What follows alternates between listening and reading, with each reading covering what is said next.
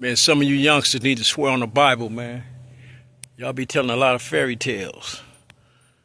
That's all I got to say, man. Putting this 70 Sedanville together, man. I've been restoring the 70 Cadillac Sedanville. I got 9 classics in the backyard. This is one of them. Tell a little 55 Street neighborhood history, man. I grew up in that house, 5417 South Normandy, next to the gas station, 1963. The Fabulous 50s was notorious. Back in the 70s and the 80s was notorious. Notorious. When I say notorious, notorious. You had the 5-6 syndicate Crips over there back then, real heavy. And one name people don't really mention too much because they didn't know who he, the youngsters nowadays didn't know who he was, man. But his name was Eddie Robinson. Eddie Robinson, basically, Eddie Robinson was damn near the leader of the 5-6 syndicate Crips. Some may argue, but Eddie Robinson was that nigga. All of them was notorious. You had the Cold Boys. You had the Hatchet family. They was a cold family, man. The Hatchet family. You had Dwayne Ray was a cold jewel thief, bank robber. He rested in peace. You had the Cold Boys, Dame Cole, Binky Cole, Scotty Cole, and the rest of them, man. Their little sister, Jeannie Cole. Me and Jeannie was the same age. Then you had her sister, his sister. They had a sister named Sissy Cole. Then you had the Gilbert family, Pierre Gilbert, Mark Gilbert, Meaty Gilbert, and Pimpin' Doobie, man. They used to take us on feeler licks because we was the youngsters, man. We was up under the 5-6 syndicates, man. They was the first generation. We would have been the second generation. What happened was the 5-6 syndicates wasn't recruiting us as being Crips. They was recruiting us to be hustlers, man. We was hustlers, man. That's why it never came back as 5-6 syndicate again. They recruited us to be hustlers, man. There was a cold Crip gang that was some of the flyest ones on that west side, man. And the original ones on the west side. But they was some fly motherfuckers, had perms and jury and all that old fly shit back then, man. Benzes and shit. You got Pimpin' Doobie. He out of the Fabulous 50s. But 50, 58, 57th, 56th, 55th, 54th, 53rd, 52nd. That was all one big family back then, man. It was like, they was all hustlers. 53rd called themselves 53rd Street Hustlers. We was 54th Street Hustlers, 55th Street Hustlers, 56th Street Hustlers, 58th Street, and on and on. You know what I'm saying? It was hustlers.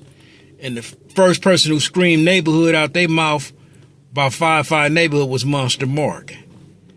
Monster Mark is the first person screaming that out of his mouth, man. Because back then, 55th and Dinker, we used to meet up at that house over there, me, Anthony, Dave, Mark, and Mexican Henry. And we used to hit feeler licks, man. We used to go feeler licks. But who turned us out was the 5-6 syndicates, man. Pierre Gilbert took us on our first feeler lick, man, to go hit some feeler stores in Beverly Hills. We got away with it. And it's a cold neighborhood, man. You had Byron Scott. You had man, there's a lot of them, man. Big Luther Hightower, he was a big swole motherfucker like Tookie. Dark-skinned Luther Hightower was a big old swole motherfucker, man. But that's what it was, man. They started off as 5-5 hustlers, and we was the hustlers. We was the hustlers hitting feeler licks. On that Normandy side, when you're going towards Normandy, when you're leaving Dinker, they really wasn't, it was more active on Dinker back then, back in the early 80s, man. It was We talking about 81 and 80 and 82. They was more active on that side, man. And then it moved on down. But Monster Mark is the first one screaming neighborhood out his mouth, man. And that's another story why they became neighborhoods. But you had some cold hustlers, man. They was buff. They worked out all the time. The cold boys was swole. Everybody was swole back then. The 5-6 syndicates was like militant. They was real militant, dude. But we would have been the second generation. And I'm 61. But we was hustlers. You know what I'm saying? You had Andre Lockhart. They've been living there for... I remember when they first moved over there. I remember when they first moved on 55th Street, man, the Lockharts. Their grandfather stayed in the front house. It was a fire one time, and he burnt up in the house over there. Asked that history. And then William Burton, childhood friend of mine, I heard he rested in peace.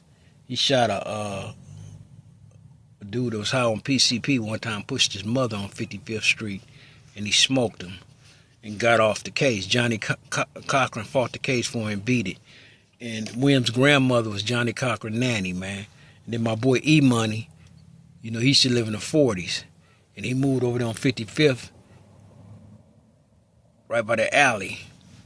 And he shot a sheriff named not J.C. Miller, but Miller. He shot Miller. There was two sheriffs. One was named J.C., but they both was named Miller.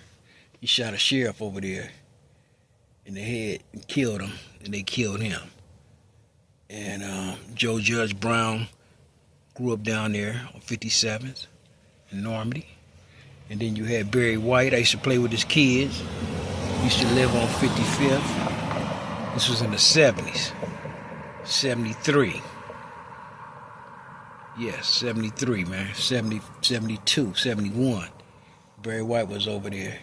About 71, 72. That's when he got his record deal. And I remember when Andre Lockhart lost his leg in the 80s, he was talking to a customer, wanted to buy some dope, and the dude tried to punch out, and Andre held on the car. And the dude ran into a parked car, and Andre got his leg knocked off. I remember that day, man. That was in the 80s. And, yeah, 55th got a lot of history, man. I was one of the first youngsters on that side, on that 55th side, on Normandy side, next to the gas station at 55th and all 56, 57 over there. They had really, you know, the youngsters getting big money selling that cocaine, man. I had a black Rose when I was 21. We talking about brand new. We ain't talking about no old Rose back then. I had a new one when I was a youngster. Paid cash for it. Rag 500, 57 rag Chevys, 61 rag, 62 Chevys, all that shit, man. You know what I'm saying? A lot of these niggas are Johnny come late ass niggas. I had that shit way back then, dude. And what happened was I got indicted by the feds in 92 in the Midwest, and was gone for a good while. Make a long story short, man, my mother was the big weed lady over there. The big weed lady, she had it sold up. All the firefighters just come get their weed from her next to the gas station back then. And T. Normandy was selling all the PCP back then. You know what I'm saying? On Normandy. Yeah, Normandy got a lot of history, man. I'm gonna tell some more stories about 5-5. But that's a quick bedtime story for you youngsters, man. 55th, they was hustlers, man. And we was the hustlers. We was the feeler thieves. We was the first ones hitting them feeler licks, man. It was us on Dinker.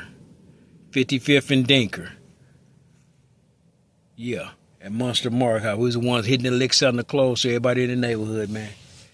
Peace out.